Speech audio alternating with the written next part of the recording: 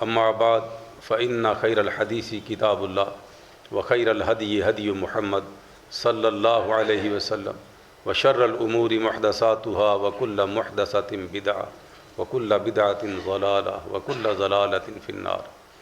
اعوذ باللہ من الشیطان الرجیم، بسم اللہ الرحمن الرحیم۔ والذی بعث فی الامیین رسولا منہم یتلو علیہم آیاتہ ویزکیہم ویعلمہم الکتاب والحکمہ وإن كانوا من قبل لفی ضلال مبین۔ سبحان ربک رب العزة عما یصفون وسلام علی المرسلین والحمد للہ رب العالمین، آمین یا رب العالمین۔ اللہ احکم الحاکمین کی حمد و ثنا جس طرح مالک کائنات کے شان کے لائق ہے۔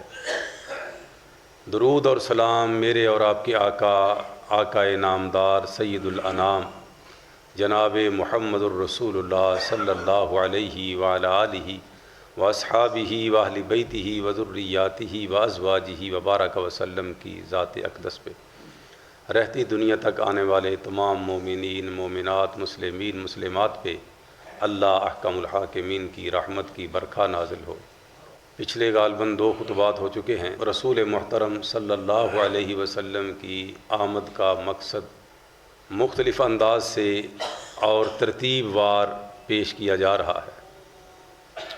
پچھلے خطبہ میں یتلو علیہم آیاتہ کہ اللہ احکم الحاکمین کے احکام اور اس کی نشانیاں دلائل براہین اور آیات لوگوں کے سامنے پیش کرنے کے لیے جناب محمد الرسول اللہ صلی اللہ علیہ وسلم اس کائنات میں تشریف لائے۔ اور آج جو ہماری گفتگو کا موضوع ہے وہ اس سے آگے والا جملہ ہے وَيُزَكِّيهِمْ۔ اللہ احکم الحاکمین نے آپ صلی اللہ علیہ وسلم کے آنے کا دوسرا مقصد یہ رکھا ہے کہ آپ لوگوں کو پاک کریں۔ یہ بیان کرنے سے پہلے تھوڑا سا آپ میرے ساتھ رہیے گا تو اس سے پہلے اس معاشرے کی منظر کشی کی جائے تو پھر سمجھ آئے گی کہ کس چیز کی پاکیزگی مقصود تھی۔ وہ معاشرہ کیسا تھا یہ تاریخ جا بجا ہمیں بتاتی ہے کہ عرب معاشرہ پوری دنیا میں سے سب سے زیادہ بگڑا ہوا تھا۔ اور یاد رکھیے گا نبی اور رسول ہر دور میں بالخصوص اس جگہ پہ آتا ہے جو جگہ اور خطہ سب سے زیادہ بگاڑ والا ہو فساد والا ہو، جس کی سب سے زیادہ ضرورت ہو ہدایت اور رہنمائی کی، اور اس لحاظ سے بھی کہ ایسے لوگ ہوں جو آگے امت کی رہنمائی کرنے کے لیے امام ائمہ بن جائے۔ لہٰذا یہ دونوں مقصد ہی تھے جناب محمد الرسول اللہ صلی اللہ علیہ وسلم کو رب تعالیٰ نے عرب کی سرزمین پہ بھیجا، بالخصوص مکہ شریف میں۔ اچھا، دیکھنے والی سمجھنے والی یہ بات ہے کہ سارا عربی بگڑا ہوا تھا، بگاڑ در بگاڑ جو ہے وہ چل رہا تھا، اور ہر چیز ہر جگہ ہر انسان کی اصلاح کی ضرورت تھی۔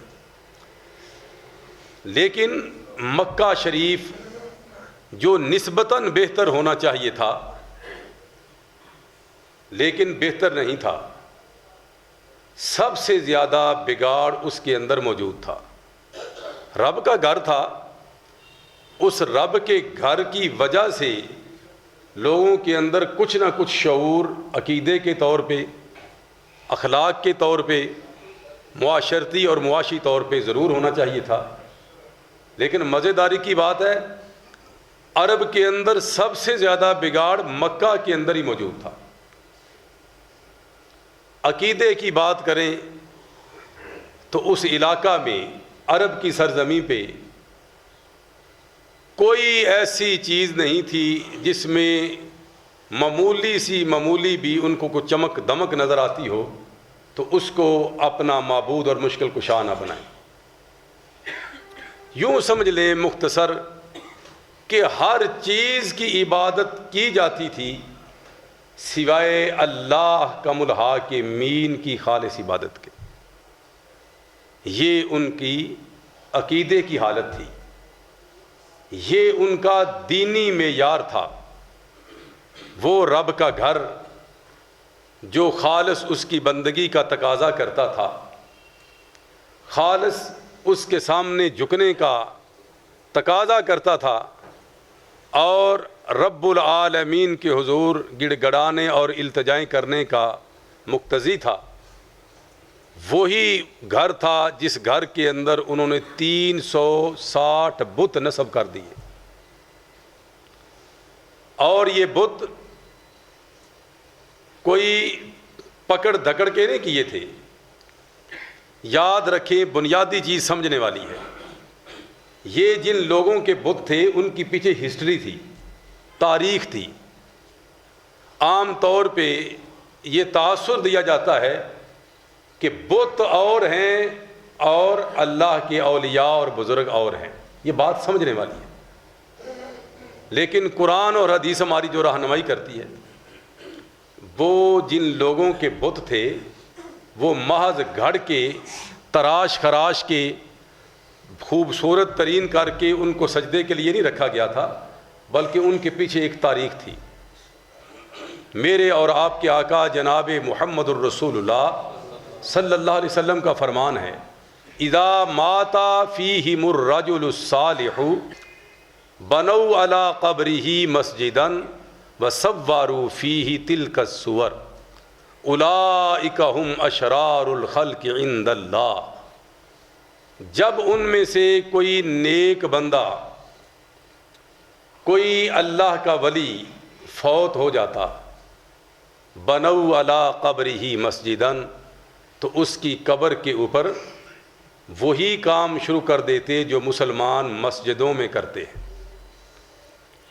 ہاتھ باندھ کر، جھک کر، اتحیات کی شکل میں، سجدے کی شکل میں، جو کام نماز کے لیے، نماز کی حالت میں بندہ اللہ کے گھر میں اللہ کے لیے کرتا ہے، وہ اس کی قبر پہ مسجدوں والے کام شروع کر دیتے۔ بنوا علی قبرہ مسجدا وصوروا فیہ تلک الصور، اور پھر چھوٹے موٹے بت بناتے، شبیہیاں بناتے، تصویریں بناتے۔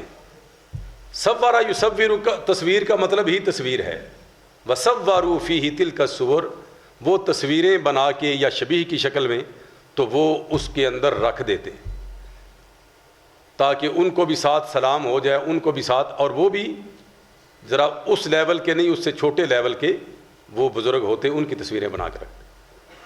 اولئک ھم اشرار الخلق عند اللہ، تو میرے محبوب صلی اللہ علیہ وسلم کا فرمان ہے، صحیح بخاری شریف کی روایت ہے، میرے آقا فرماتے ہیں یہ قیامت کے روز سب سے اللہ کی مخلوق میں سب سے زیادہ برے لوگ ہوں گے۔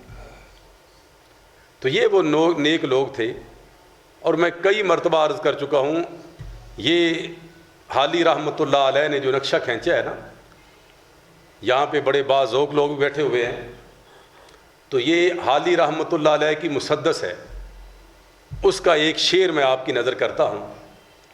قبیلے قبیلے کا بت ایک جدا تھا، کسی کا عزا کسی کا صفا تھا۔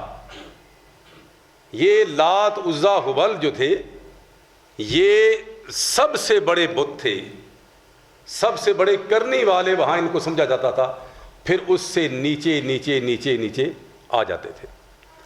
اور لات کون تھا؟ افرأیتم اللات والعزی ومناۃ الثالثۃ الاخری، اللہ کا قرآن بیان کرتا ہے۔ لات و عزا کی ہسٹری دیکھو ذرا کیا ہے۔ لات کیا تھا؟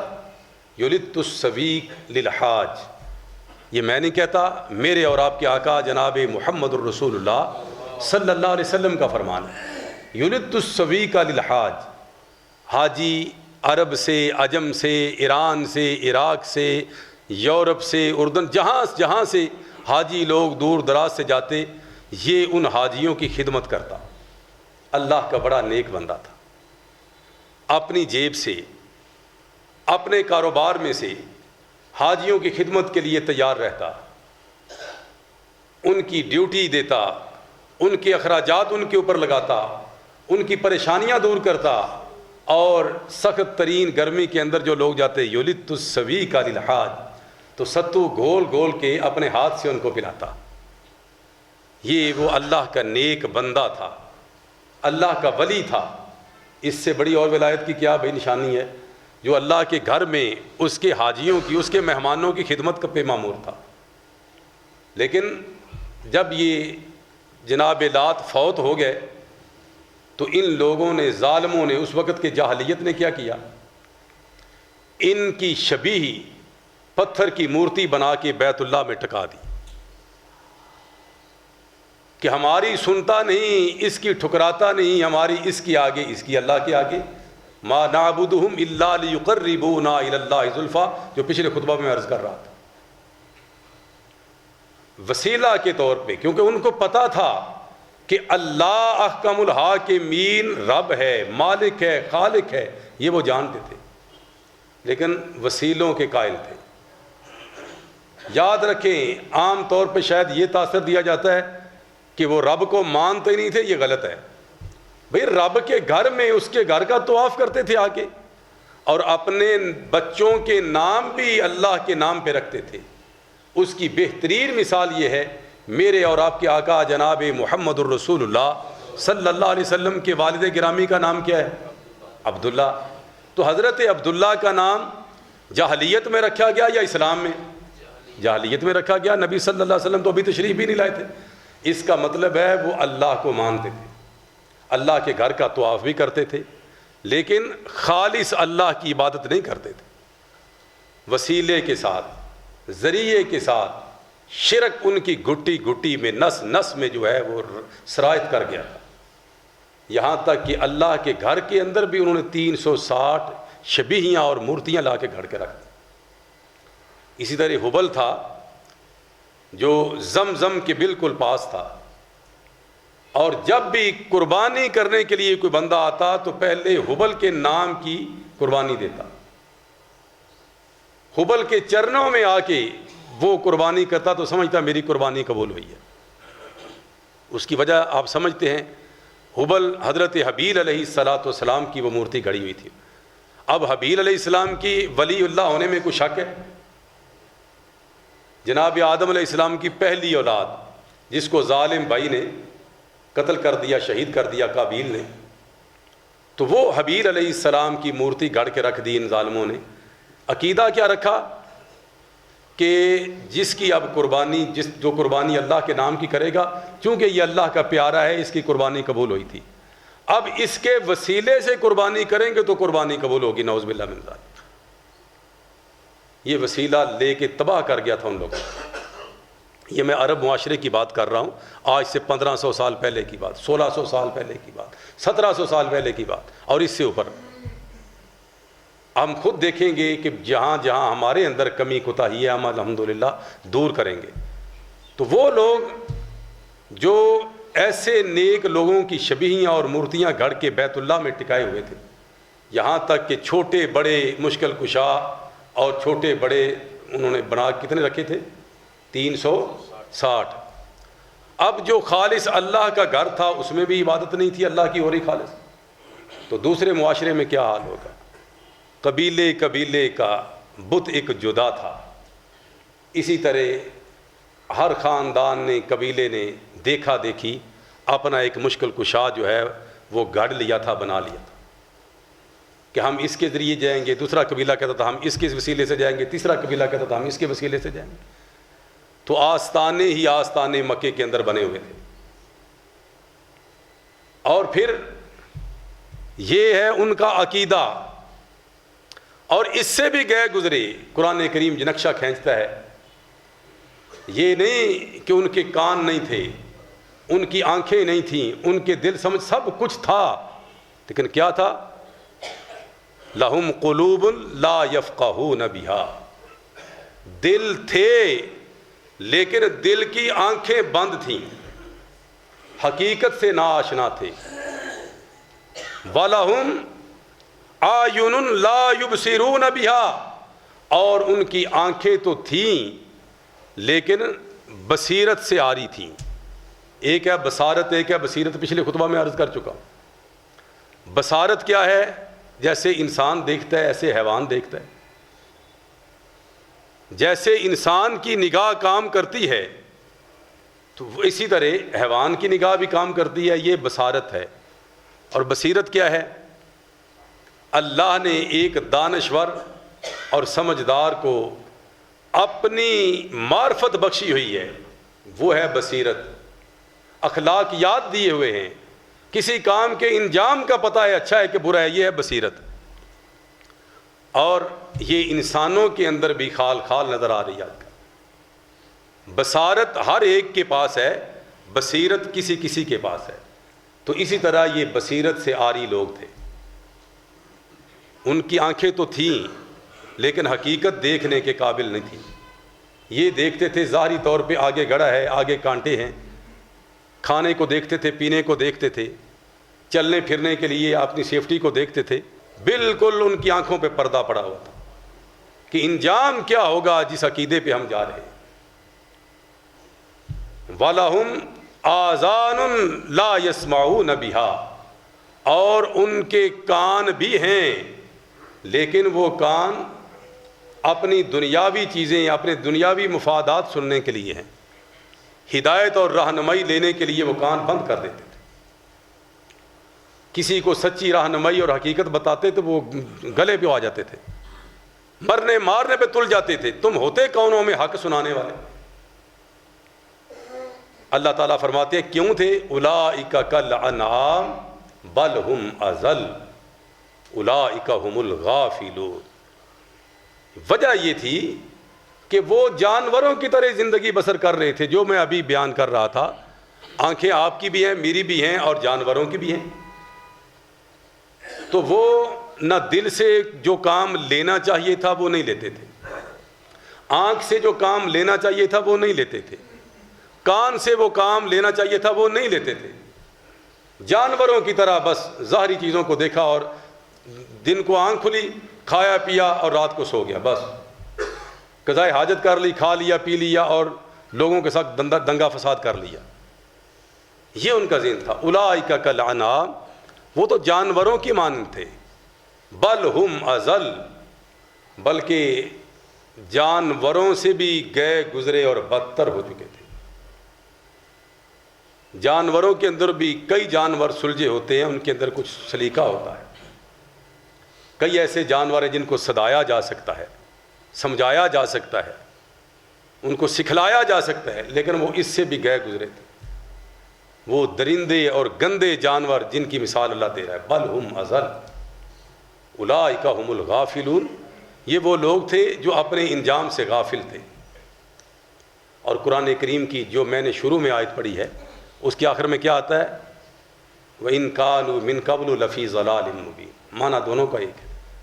جو بندہ انجام سے غافل ہوتا ہے وہ گمراہ ہی ہوتا ہے، وہ راہ راست سے بھٹکا ہوا ہوتا ہے.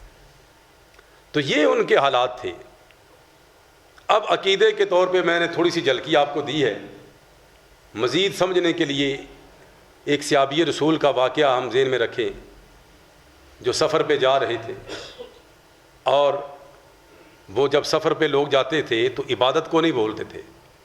ان کے ذہن میں یہ بات تھی کہ مصیبت نہ آ جائے، پریشانی نہ آ جائے. تو وہ جس کے وسیلے سے وہ اللہ کی عبادت کرتے تھے اس وسیلے کو، اس مشکل کشا کو وہ ساتھ رکھتے تھے. سفر کر رہے تھے، سفر کے دوران وہ جو ساتھ تھا مشکل کشا صاحب وہ گرا، آدھا ادھر آدھا ادھر ٹوٹ گیا. اب آگے جا کے وقت ہوا ان کی عبادت کا، پریشان ہو گیا اب کیا کروں. ذہن میں ترکیب آئی، اس طرح کا نقشہ تو مجھے پتہ ہے تو اس طرح کا میں مشکل کشا تو بنا سکتا ہوں ہاتھ سے.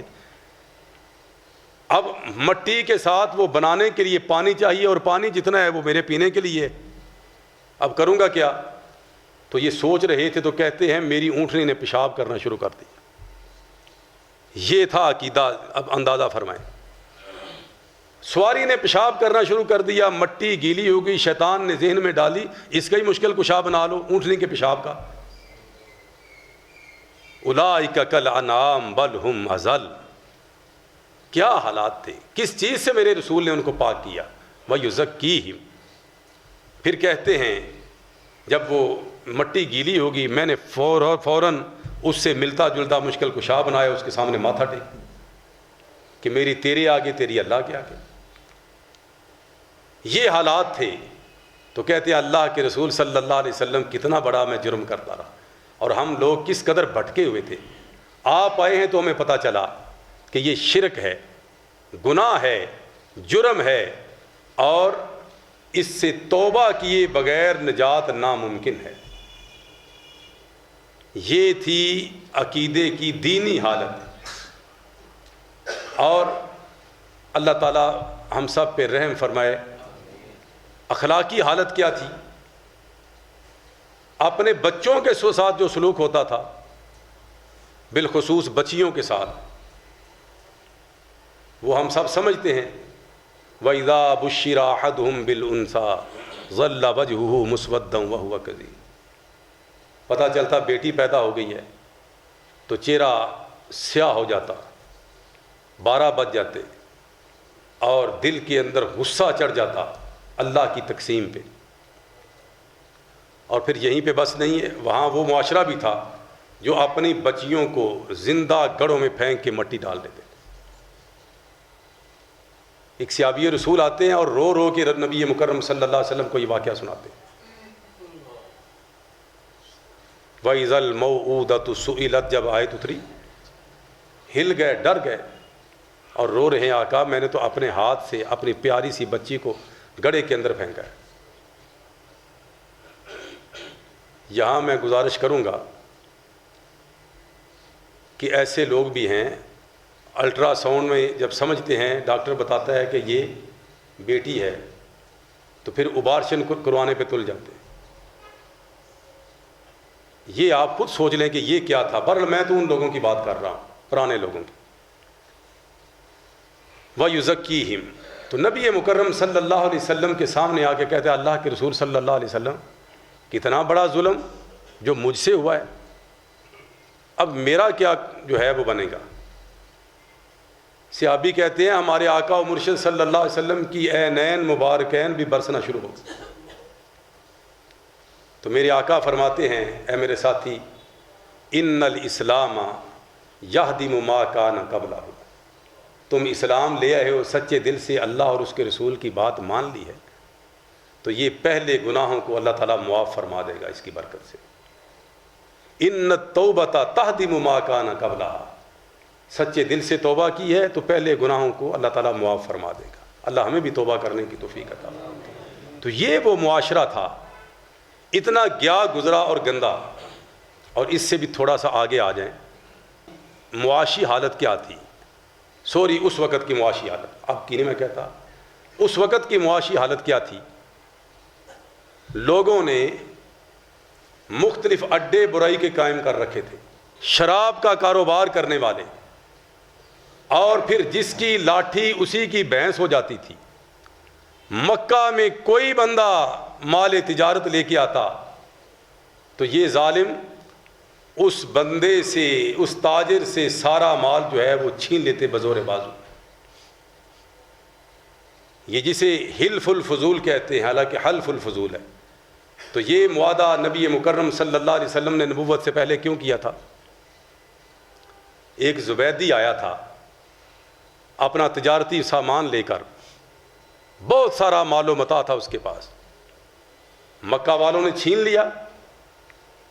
میں تفصیل میں نہیں جانا چاہتا۔ تو نبی مکرم صلی اللہ علیہ وسلم نے اس کی پکار کو سنا،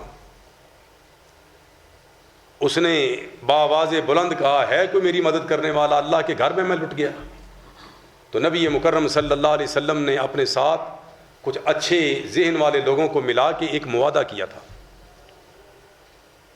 کہ آج کے بعد یہ ایسا معاملہ کسی مسافر کے ساتھ نہیں ہوگا، ہر تاجر اور مہمان کی عزت، آبرو اور مال اسباب محفوظ ہوگا، جو کوئی کرے گا ہم خود کے ساتھ خود لڑیں گے۔ یہ وہ معاشرہ تھا۔ اور شراب یہ تو کوئی پریشانی نہیں۔ یہ حالی رحمۃ اللہ علیہ نے تو بڑی بہترین انداز سے اس کی تشریح کی ہے کہ جوا جو تھا وہ ان کی دل لگی تھی روز کی، اور شراب ان کو گھٹی میں دی گئی تھی۔ اب آپ اندازہ فرمائیں، جس کو گڑتی شراب کی دی جائے، آج اس وقت بھی میں دعوے سے کہہ سکتا ہوں کہ وہ شراب کی قسمیں اس معاشرے میں بھی موجود نہیں ہوں گی۔ بڑا ترقی یافتہ دور ہے برائی کے لحاظ سے بھی، لیکن 2000 سے زائد قسمیں اس وقت شراب کی شرفائے عرب کے پاس موجود ہیں۔ اور دیکھیے، غور کیجئے، یہ ساری اور اس سے بھی بہت ساری آگے معاشرتی بڑی بد اخلاقیاں تھیں، بڑی بے حیائیاں تھیں ان کے اندر۔ میں صرف یہ گزارش کر رہا ہوں وَيُزَكِّيهِمْ، کس کس چیز سے جناب محمد الرسول اللہ صلی اللہ علیہ وسلم نے ان کو پاک کیا۔ یہ میرے اور آپ کے آقا جناب محمد الرسول اللہ صلی اللہ علیہ وسلم تشریف لائے تو وہ لوگ جن کو اولئک کالانعام بل ہم اضل کہا گیا تھا، پھر اسی قرآن کے اندر اللہ احکم الحاکمین نے جب نبی مکرم صلی اللہ علیہ وسلم نے معاشرے کو اخلاقیات پہ استوار فرمایا تو اللہ کے قرآن نے پھر دوبارہ رائے دی۔ یہ پہلی رائے سورہ اعراف، اور سورہ اعراف مکی ہے، یاد رکھیں، اور مکی صورتوں کے اندر مکہ کی منظر کشی ہے، یعنی ہجرت سے پہلے کی، جب رسول اکرم محنت فرما رہے تھے، اور وہاں فرمایا اولئک کالانعام بل ہم اضل، جانور نہیں، جانوروں سے بدتر تھے۔ لیکن پھر جب میرے اور آپ کے آقا صلی اللہ علیہ وسلم نے ان کا تزکیہ کیا تو پھر کیا رب العالمین کے قرآن نے رائے دی؟ اولئک هم المفلحون۔ آپ سب سے پہلی سورت فاتحہ کے بعد کون سی سورت آتی ہے؟ سب سے پہلی قرآن کی سورت کون سی ہے؟ سورۃ البقرہ۔ سورۃ البقرہ کی ابتدائی آیات کے اندر اللہ تعالیٰ ان کی صفتیں بیان فرما رہے ہیں، اور آخر میں کیا فرما رہے ہیں؟ اولئک علی ھدی من ربہم واولئک هم المفلحون۔ یہ وہ لوگ ہیں میرے محمد صلی اللہ علیہ وسلم، اے میرے نبی جناب محمد صلی اللہ علیہ وسلم، یہ وہ لوگ ہیں آپ کی محنت سے ہدایت بھی اب ان کے گھر کی لونڈی ہو گئی ہے۔ میں ترجمہ جو کر رہا ہوں جذبات میں آ کے نہیں کر رہا۔ اولئک علی ھدی، میری بات ذرا سمجھے، علی ہمیشہ اوپر آتا ہے، علی کس کے لیے آتا ہے؟ اوپر کے لیے۔ اور جس طرح وَإِنَّكَ لَعَلَىٰ خُلُقٍ عَظِيمٍ، اے محبوب صلی اللہ علیہ وسلم آپ خلق عظیم کے اوپر ہیں۔ اخلاقی عظیم بہت اعلیٰ چیز ہے۔ علی المرتضیٰ رضی اللہ تعالیٰ عنہ سے کسی نے پوچھا تھا اخلاقی عظیم کیا ہے، تو جناب علی المرتضیٰ رضی اللہ تعالیٰ عنہ فرماتے ہیں تم اس دنیا کے بارے میں کیا جانتے ہو؟ کہنے لگا میں تو کچھ نہیں جانتا، صرف یہی کہ جو میں نے دیکھی ہے۔ فرمایا اللہ کہتا ہے یہ قلیل ہے، متاع الدنیا قلیل، یہ دنیا تو بالکل معمولی سی ہے، قلیل ہے، تھوڑی ہے، تم اس کے متعلق نہیں جانتے تو میں عظیم کے متعلق تمہیں کیا بتاؤں۔ تو وَإِن خلق عظیم ہے لیکن خلق عظیم کے مالک نہیں۔ وَإِنَّكَ لَعَلَىٰ، علا سے پہلے بھی لام تاکید کا آیا ہے، میرے محبوب اس میں شک کی کوئی نہیں، آپ خلق عظیم کے بھی اوپر ہیں، یعنی آپ کا مرتبہ، آپ کا جو ہے مقام وہ خلق عظیم سے بھی بلند تر ہے۔ خلق عظیم بھی ہم نے آپ کے کنٹرول میں دے دیا۔ یہ بھی اس میں بھی سیم یہی الفاظ، یہی معنی ہے۔ اولئک علی ھدی، نبی صلی اللہ علیہ وسلم کے جو جانشین ہیں، نبی صلی اللہ علیہ وسلم کے جو اصحاب ہیں، جو آپ کے شاگردان رشید ہیں، وہ کیا ہے؟ شاگردان راشدین آپ کے کیا ہے؟ وہ اولئک علی ھدی، ہدایت یافتہ محض نہیں ہیں بلکہ اللہ نے ان کو ہدایت پہ سوار فرما دیا ہے، ہدایت ان کے کنٹرول میں آ گئی ہے۔ کہاں اولئک کالانعام، کہاں اولئک علی ھدی من ربہم واولئک هم المفلحون۔ اگر کامیاب ہیں تو معاشرے کے اندر یہی لوگ کامیاب ہیں۔ اولئک هم المؤمنون حقا، یہی پکے سچے ایماندار ہیں۔ اگر یہ ایماندار نہیں تو کائنات میں چشم فلک نے ایماندار دیکھے ہی نہیں ہیں۔ یہ میرے اور آپ کے آقا جناب محمد الرسول اللہ صلی اللہ علیہ وسلم نے معاشرے کو پاک کیا۔ وَيُزَكِّيهِمْ، اللہ تعالیٰ مجھے اور آپ کو عمل کرنے کی توفیق عطا فرمائے۔ یہ ایک ایک جملے پہ کئی جمعے خطبات لگ سکتے ہیں، لیکن میں یہ سمجھتا ہوں بس میں تو آپ کو اشارے دیتا ہوں تاکہ آگے آپ خود سمجھیں، اور اللہ تعالیٰ ہمیں اپنے اخلاقیات کو صحیح معنوں میں سنوارنے کی توفیق عطا فرمائے۔ آخر دعوانا الحمد للہ رب العالمین۔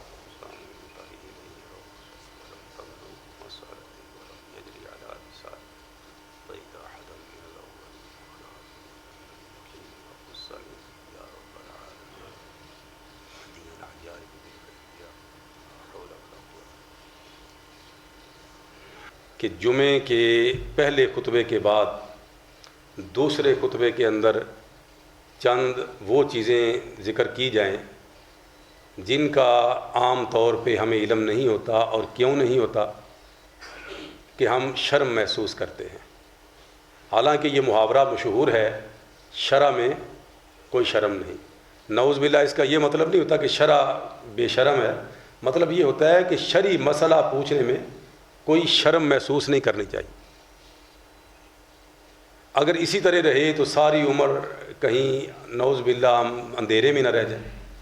تو شرعی معاملہ جو ہوتا ہے، دو ٹوک اصحاب رسول پوچھتے تھے، صحابیات پوچھتی تھی، شرعی معاملات جو ہیں یہ ان کا ذکر جو ضروری ہے، بالخصوص جو طہارت اور ہماری وضو اور غسل ہے، اس کا یہ جو آپ میرے سامنے بیٹھے ہوئے آپ شاید پریشان ہوں، ہمیں تو پتہ ہے، آپ کو پتہ ہوگا، یقیناً پتہ ہوگا، مجھ سے زیادہ آپ علم والے ہوں گے، الحمدللہ میں تو طالب علم ہوں، لیکن جو باہر کچھ دوست ہیں، کچھ اور ہیں، جو ہے کم لوگوں کو علم ہے، باقی اکثر لوگوں کو اس کا پتہ نہیں ہے۔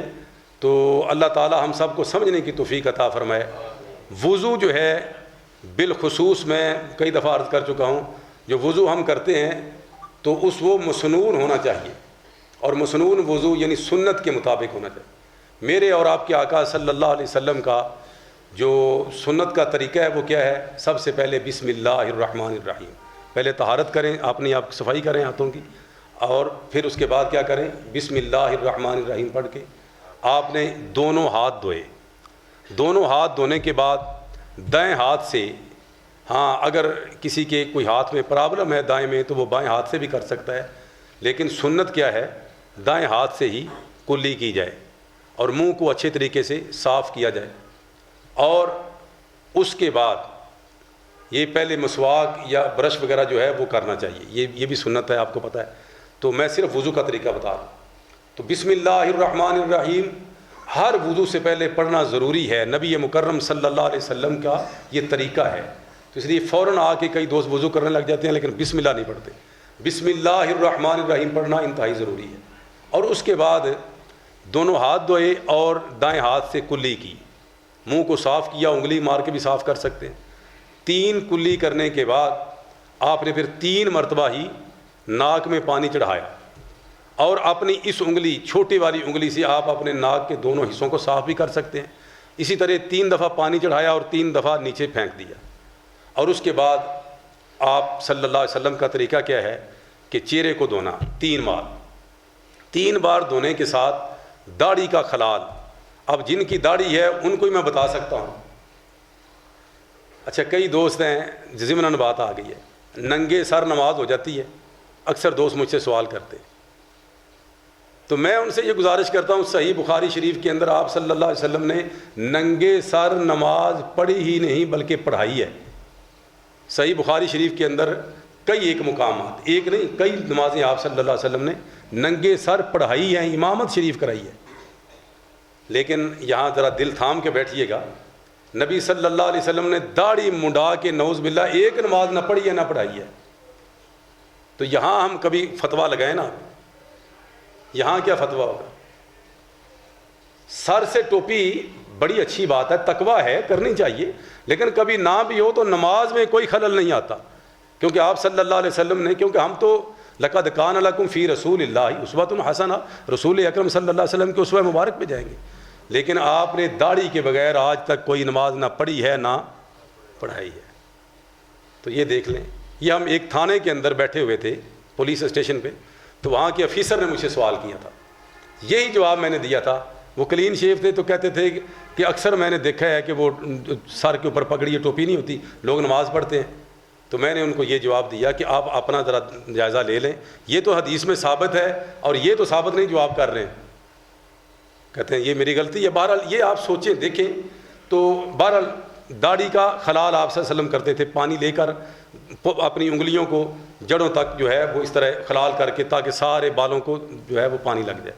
اور اس کے بعد آپ صلی اللہ علیہ وسلم یہ کونیوں کے اوپر تک آپ صلی اللہ علیہ وسلم اپنے بازو دھوتے، پہلے دایاں بازو 3 مرتبہ پھر بایاں بازو. اور یہ جو اس طرح کرتے ہیں نا، اس طرح پانی کو 3 دفعہ اوپر کرتے ہیں، یہ حدیث کی کسی کتاب میں مجھے نہیں ملا. تو یہ دیکھیں نا، یہ باتیں ہیں جو ہمیں پتہ نہیں. اور اس کے بعد سر کا مسح ہے. سر کا مسح اگر پگڑی آپ کی اوپر ہے، ٹوپی ہے، آگے سے تھوڑے بال خالی ہیں، تو آگے سے ٹوپی اور پگڑی کے اوپر بھی آپ مسح کر سکتی ہیں. ٹھیک ہے، پیچھے گدی کے بالوں تک اور پیچھے سے پھر آگے. اور یہ جو ہمارے جو ہے 2 ابہام، یہ انگوٹھے اور یہ شہادتین، یہ آپ ایسے کریں گے اور یوں ایسے کر کے آپ نے کرنا. تو یہ آپ کا مسح ہو گیا. عام طور پہ یہ تاثر دیا جاتا ہے کہ ربع سر، یعنی سر کے چوتھے حصے کا مسح ہو جائے تو مسح ہو جاتا ہے. پگڑی اور ٹوپی نہ ہو تب بھی چوتھے حصے کا مسح ہو تو مسح ہو جاتا ہے، لیکن یہ حدیث نہیں ہے. پگڑی ہوتی آپ صلی اللہ علیہ وسلم کے سر مبارک پہ، یا سر مبارک منہ مبارک ننگے ہوتے.